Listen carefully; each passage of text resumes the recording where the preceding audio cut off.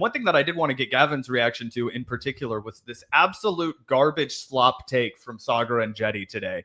If you didn't have anything else to add about the Ethan Klein situation, this is truly repulsive stuff from Saagar. Everybody's going to watch this clip, and for the first like 10 or 15 seconds, they're going to be like, what are you talking about, Zach? This is actually pretty good stuff from Saagar. And then, boy, is it going to nosedive. It's going to go straight like this, and Saagar is going to get on his National Socialist bullshit like you've never seen in his entire life. Yeah, let's take a look. I caught a little bit of this debate, but I'm excited to see the worst from Saagar. I'm not excited. I'm dreading it. Yeah, and I cut this down. There's the full debate. You can watch Crystal absolutely demolish Saagar, but I really just cut this down to the worst moments from Saagar so that we could react and take a shit on it. The Trump administration, everything they've said has been bullshit. And that's just basically true about this. And listen, some of us got taken for a ride. I'll raise my hand and I'll admit it. Basically, not only in the original deportation, the MS-13 stuff, the case, I read it. Most of the accusations, they're not particularly well-founded. So that's the truth. They're using the Uganda thing broadly, it seems, as some sort of like pay scheme for, for pleading guilty. So that's it. And they want to make an example broadly for deportation. Yeah. So I think that's fair. And I'll put that all out there just so people know that I'm trying to approach this in a fair enough way. I do think it's still worth considering. How does this guy who's lived here since, what is it? Let me get the date correctly. Is it 2013? I'm fairly certain. 2011, I apologize. 2011, and he doesn't speak a word of English, and he can't give a press conference. How is that acceptable? And that's like... Hey, Gavin, just a quick question. Is it against the law if you don't speak English in America? Yeah, that's so fucking stupid to even bring up. The more broad question that I think all of us need to answer here. Abrego Garcia illegally entered our country in 2011. He was not removed during that entire period. He came actually as an unaccompanied minor to join his brother, who also came here illegally. In that time period, does not acquire the ability to speak English, is a low-skilled laborer who has not graduated from high school. And the broad current position is that he should be allowed to stay here and get some sort of pathway to citizenship. In my opinion, it all falls apart for his whole deportation to Uganda thing when his lawyer quite literally says with a straight face, you can't deport him to a country where he doesn't speak the doesn't speak the language. D4, please. Let's go ahead and play it. It is preposterous that they would send him to Africa, to a country where he doesn't even speak the language, a country with documented human rights violations, when there are so many other options. So this family suffered enough. They need to stop trying to separate them. The official language of Uganda is English. That is a tacit admission that he doesn't speak the language of... Who fucking cares if he doesn't speak English, guys? This is an open and shut case. Saagar already came out here and said that the entire nature of the prosecution that the Donald Trump administration brought against Kilmar Abrego Garcia, that he was a member of the MS-13 gang and that he was somehow a direct threat to the people in his community, that's all been debunked. Saagar himself came out at the beginning of this video and said none of that is true. It's all garbage. But I'm pissed off about the fact he doesn't speak English well enough to give a press conference. His family deserves to go all of this because you've determined that he's not a competent enough English speaker because he didn't do some sort of fucking press conference that you wanted to. It was not ever the official language of America, English, until March of this year. Okay, so Saagar's going to pretend like this is a whole affront to the tradition of America. It was March of 2025 when Donald Trump decided English should be the official language of the United States of America. And 3, you haven't even mentioned the fact that nobody's talking about citizenship for this guy. Everybody's talking about a green card, which is legal permanent residence, which he's entitled to because he married a U.S. citizen.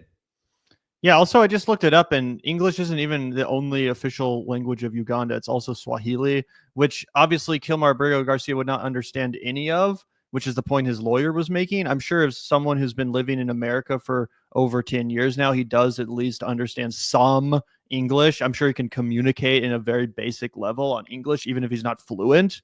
Like, that's obvious. You know, even if you go to, like, Mexico for 2 weeks or a week, you'll start to pick up the basics of Spanish just in order to communicate with locals. And I haven't even been to Mexico, but you know what I'm saying? If you go to a foreign country, you'll start to slowly... I'm sure Kilmar Abrego Garcia understands enough English to have a very basic conversation. He seemingly did that when that senator came down and chatted with him, remember? Oh, yeah. So Yeah, that's not the fucking point. I'm sure he does speak a lot more English, not that it matters. But in Uganda, that's not the only official language. It's also Swahili, which, yeah, Kilmar Abrigo Garcia does not fucking understand it or know any of, which makes it totally insane to send him there. Yeah.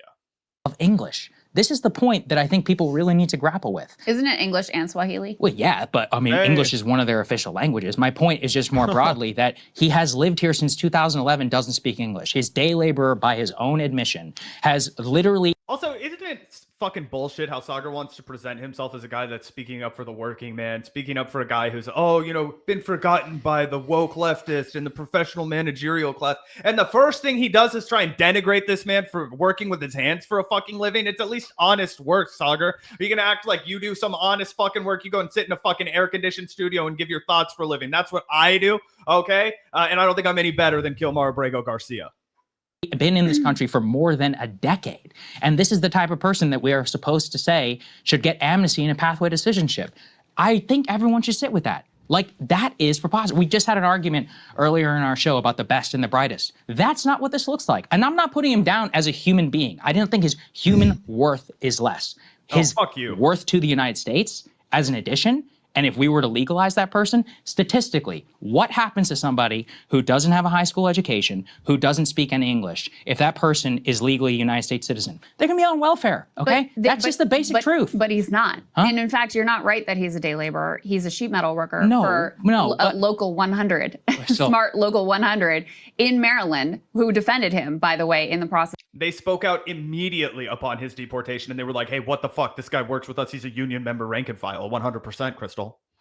Of all of yes, this. I understand. And I'm also curious what you make of the rights of his American citizen wife and his American citizen children, who are also being dramatically punished because the Trump administration made a mistake in their deportation of him, violated a lawful court order, and refused to make it right. I'm acknowledging that. That's why they're making an example of him and trying to make his life miserable, accusing him of crimes that there is no evidence that he has committed, smearing him in the public eye. And so I'm acknowledging every word you say. And he keeps moving the goalpost, which is really frustrating, right? Nobody's talking about giving this guy a citizenship, right? This man had permanent residency via green card, right? He had a permanent visa to live and work in this country. Why? Because his wife is a United States citizen. That is fair go for anybody, regardless of whether or not you can speak fucking English, Saagar, regardless of what you do for a living, right? If you marry a U.S. citizen, you're allowed to move to America, live and work here. It's called getting a green card. It's been that way for over 100 years, Saagar. It's as American as apple pie. His children are citizens of the United States, and none of them are on welfare, as you keep fucking describing. It's all horseshit. You keep making up this narrative because you're desperate to have some red meat to feed your Republican audience, even though you have to tell them because Crystal would hammer your balls into oblivion if you pretended that there was 1 ounce of credible accusations against him when it came to the MS-13 gang affiliations and being a danger to his community. Yeah, and also it's not even an exclusively American concept. Like, you can, if I, moved over or like went to study in England or like Portugal or some shit or India, and I met a chick there and we started dating, and I married her, then I could become a citizen of that country or at least get a visa there. Like, I literally know people, like my mom used to encourage my sister to try to meet a European guy when she was living in, France or Spain or whatever, when she was teaching over there. My mom would be like, yeah, like try to marry a European guy. That way you can have citizenship in a country that's not this fucking shithole country that we live in, America, right?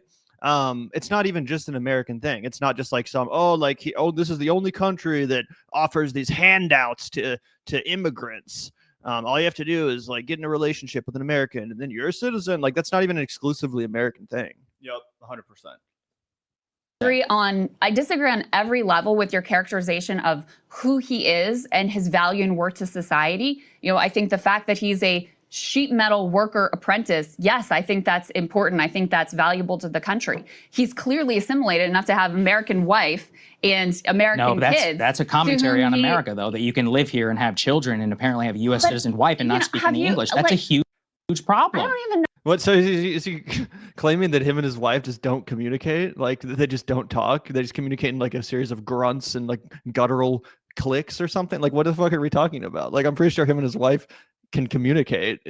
Yeah, what he's bitching about is how they can. He's so mad. It disturbs Saagar and his nationalist vision of America so much that there could be an enclave of people in this country who are comfortable and satisfied speaking to each other in a language that is not English, right? That it drives him crazy to think that these kids all speak fucking Spanish at home and that this guy is able to go and be a union steel worker in this country and speak Spanish to his coworkers and speak Spanish to his wife. It drives him crazy, and it's totally ahistorical, Gavin, because he wants to pretend like there was never Chinatowns in this country where everybody who you could live your whole life if you wanted to moving to this country and only speaking Chinese. You could move to fucking parts of the country back in the day and only speak Italian, right? Everybody would speak Italian to each other. There was Polish neighborhoods. There was little Ukraines in America. Yes, right? Saagar is, frequently spoken out against ethnic enclaves, so I'm sure he knows that and is not a fan. Remember his commentary on the Irish immigrants from back in the day? It's crazy. It's crazy to act like that's not American history. To act like we've not always been a melting pot, and this demand for assimilation is so gross. Yeah, it really is. It's crazy. And obviously, now all these generations, like, even though it probably was a big controversy at the time when like the Italians showed up or whatever, the Irish showed up, like everyone now agrees that, yeah, that was a good thing that enriched society. I mean, we were just in New York City. Where do you think that rich tradition of delicious fucking pizza comes from, bro? That's a huge part of the appeal of New York City. Someone comes back from NYC, they won't shut the fuck up about how good the Italian food was, right? What do you think that's a result of? 100%. All the food we ate was ethnic food when we were in New York City, and it was all delicious. We were so excited to go back. Oh, it's maddening. It makes my heart hurt, man. When I was talking about this segment with Gavin, I was like, you got to fucking watch this, man, because I'm genuinely offended by the things that are coming out of Saagar's mouth. Like, I'm not trying to be like a woke Karen. I prefer to get pissed off than be vulnerable, but it is really saddening and depressing to hear a guy like Saagar have these hurtful, hateful things to say about the immigrant community, to talk down to a man that was brought here as a child. You don't know what the fuck his life was like. You don't know if he had fucking lights on when he was at home. You don't know if he was hungry every single fucking day. He didn't speak the language here. Now he has a family that he loves, which is something that you're supposed to have in common with him, you fucking freak. You're supposed to be out here talking about, oh, we need more people who really value families and taking care of their children in this country. That's what you constantly say. You have so much overlap with Kilmar Abrego Garcia, who, when he was interviewed, came out and said that it was such a joy to see his family because he knew the exact number of fucking days it had been since he'd seen them. This is a family man. He provides for them, and he's done his best to get where he is. All right, he didn't choose the fucking hand he was dealt, and he didn't fold it either. He played it the best he could, and that's what you should respect if you respect people who do hard work in this country, which you claim to. I don't know how this is. I don't know how this is acceptable. Saagar, here's the other thing, though. I don't even know that, like, there's a big difference between being able to speak any English and being able to give a press conference in front of media and feel comfortable in your level of fluency. Okay. Those are two very different things. So I haven't personally administered an English language test to him. I know you haven't either. So, to hinge his citizenship and whether or not he should be punished and abused in this way on what his level of fluency is in the English language, I think is preposterous. Why is that preposterous? Clearly he has assimilated. If you can't speak enough English to give your defense in English, why should you be a citizen? It's ridiculous. Clearly he has assimilated enough to be fully integrated into a work community. It sounds like fucking like Andrew Jackson talking about like the Indians or something. Like, what the fuck are we doing here? This is crazy. It's so insane because, guys, he keeps talking about citizenship. Oh, we're going to make it so that he can pass the citizenship. No, the president you supported deported him for no fucking reason. Put him in a concentration camp. It was so illegal. He was brought back to America. And now, to cope in shame, they've decided to send him to Uganda just to punish him because they're so deeply embarrassed. And nobody's even asking for him to have citizenship. Everybody just wanted him to be left the fuck alone. I'd like for him to get some restitution from the government after this, by God. But what people really want is for him to just be able to live the rest of his life as a working man in America, which he's entitled to do by law because he's married to a U.S. citizen. Nobody's talking about him becoming a citizen, although I think you ought to make him one after all this suffering he's gone through, right?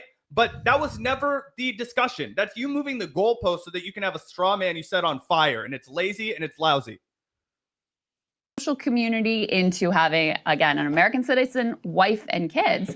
And I think it's thoroughly disgusting that the Trump administration, rather than admit they made a mistake, has sought to absolutely destroy this man in order to make a point and to never back down. That is really the core of what's going on. That's why I'm separating the two, because I agree with you, okay? They lied to us. It's absolutely true. 100%. Absolutely 100%. They're smearing him. They deported him wrongfully. In my opinion, he should have been deported a long time ago, but whatever, okay? We are where we are today. Do I think he should be sent to Uganda? No, all right? Even Costa Rica doesn't make a whole lot of sense. I'm sure we should go through the process. I think his asylum claim is bullshit, in my opinion. Because sounds like Kilmar Abrigo Garcia is not the only one who can barely speak English. Sagar's fucking tripping all over the blah, blah, blah, blah, blah, blah, blah, which I do too. But I'm not advocating for the deportation of people less fluent in English than me. True. It's fucking crazy. He comes out here, Gavin, and he just says it's all bullshit. But I hate this guy because he doesn't speak English, and I think his asylum claim is bullshit. His asylum claim doesn't fucking matter. He's married to a United States citizen. He can stay in this fucking country. The vast majority of these asylum claims are bullshit, especially in a country which dramatically less violent. You can't really fear as much now. Perhaps his fear is from the government. I guess it's a different story. Again, we can litigate all of that in court. So I'm going to put my cards there very closely on the table. But again, at a basic level, you cannot have a society where if you have lived here for over a decade and you cannot present yourself in English, you cannot be a citizen. Now, the point about being able to assimilate is actually the opposite, because the problem is we have now vast numbers of illegal immigrants and others who come to the United States and have pockets where English is not spoken. That is not acceptable. And the even more. That is all of American history, my guy. That is literally all of American history. Go look at the Cuban population in Miami 35 fucking years ago. Go look at the population of Polish people in Chicago 100 years ago, right? They were all speaking fucking Polish, and it was no big deal. More broad point, very importantly, is about not only assimilation, but also the economic value. Yes, I understand. It's very hard for liberals to talk about this. But when you're talking about the addition of new entrants into your country, you need to have an assurance that those people will be able to stand on their own feet. And he does. There is no. He does. Okay. Is he on welfare? No. But note what you just said. Note what you just said specifically about sheet level apprentice. That's part of the reason I said day level work laborer. And if you also look previously, hanging out in the Home Depot parking lot where he was arrested in 2000. This is insane. This is insane, Saagar, because you have documented evidence that this guy got arrested in some time many years ago in a Home Depot parking lot. Somehow he doesn't have the rights of other people who have been, coming to this country, getting married to American citizens for a long time, living their lives out happily, having children. It's called the American Dream. It's literally called the American Dream. And you could be all pissed off that because he was a little kid and he came to this country without the right paperwork, right? Oh gosh, now we have to ruin this guy's life. Now we have to make sure that he suffers. Now we have to make sure his children suffers, that his wife suffers, everybody in his community who cares about him suffers. Is that really what you think, Saagar? Is that really what you're proud to come out here and say? This man is an upstanding member of his fucking community. He was viciously smeared by big government in massive government overreach, by the way, which is something that the Republican Party claims to stand against. Okay. And you've admitted to the audience multiple times in this 7-minute clip I've cut that the entire argument brought forth by the Trump administration to send this guy not just to Costa Rica, but also to Uganda, totally bullshit, right? You haven't talked at all about restitution for this man who has been fucking tortured, who has been fucking dragged through the mud, who has been exposed to all kinds of sheer horror. But you have this weird Nazi vision of the United States where it's all 100% assimilated, and you can't get over the fact that some people just want to speak fucking Spanish in this country. 19 is the quite literal definition of day laboring. Now, when you put when you put that together, and on top of better himself and achieve a more stable job, on top of lack of English proficiency, it is obvious that question should be asked: how can this person be allowed to stay in the United States, and should they be allowed to become a citizen? Again, this is the problem. Broadly, with speaking of immigrants as a broad group, you're trying to loop in like Nobel Prize winning scientists with somebody who's a day laborer who doesn't speak in English, who also entered the country illegally. Those two are not fundamentally the same. I believe you've agreed with me in the past that there should be a requirement for English language proficiency to become a citizen. I don't even think you should be able to get a work visa or anything if you don't speak any English. Now, in this particular case, this is a problem and an emblem of our broken immigration system. If only Kilmar Abrigo Garcia had won himself a Nobel Prize, he wouldn't be in this situation. I think that's his own fault, Zach. I think we can agree there. You know, the man didn't work very hard to win himself a Nobel Prize, so he kind of deserves to be deported to a slave labor death camp in Africa. I guess you're right. You know, just some people just aren't cut from the same cloth as you and me, huh, Gavin? Yeah, no, that's an unhinged thing to say. Specifically about the fact that he's literally married to an American. That's what's the most crazy about this. Like, again, it's not even a exclusively American concept. I could go to fucking India and meet an Indian chick and within a matter of fucking years become a citizen there, or have a visa there, or any country for that matter. You know what I'm saying? That's just like how it fucking works.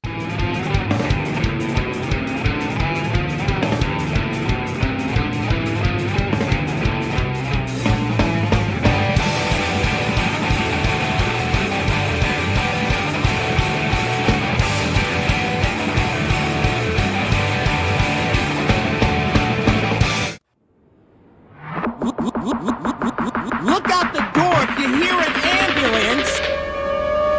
The Vanguard will be there, sir. The Vanguard will be there, sir. The Vanguard will be there, sir. The Vanguard will be there. Be there.